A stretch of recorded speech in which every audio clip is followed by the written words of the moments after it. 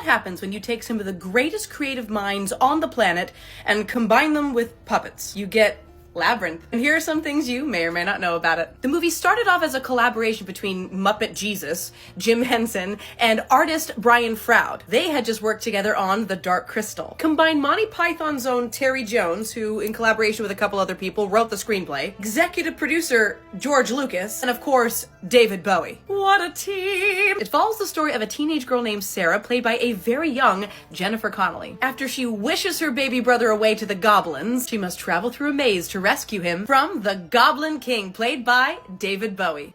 It's looking at me. Although this is live action, most of the characters are played by Muppets created by the Jim Henson team. And this shit screwed me up as a kid. I don't like it. David Bowie wasn't the only musician considered for the Goblin King. Prince, Sting, Mick Jagger, Michael Jackson, all in the running. But David Bowie in this movie, you guys.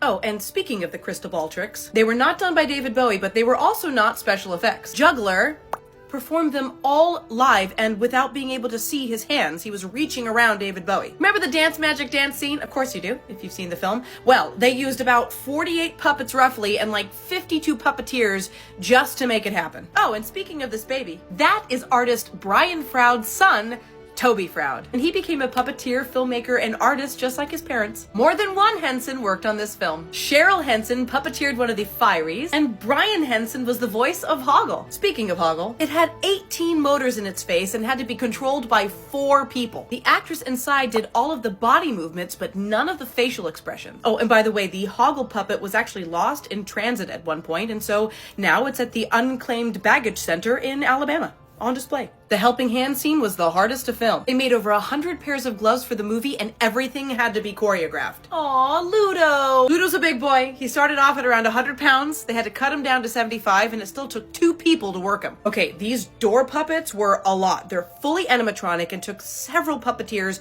just to work. But those puppeteers were not doing the dialogue, so whoever was doing the dialogue had to coordinate with the puppeteers behind so that the mouth matched. It's crazy. It's amazing. I think this and The Dark Crystal are 2 of the greatest puppet Muppet movies of all time. I've heard conflicting stories, but let's go with it's going to happen because I want it to happen.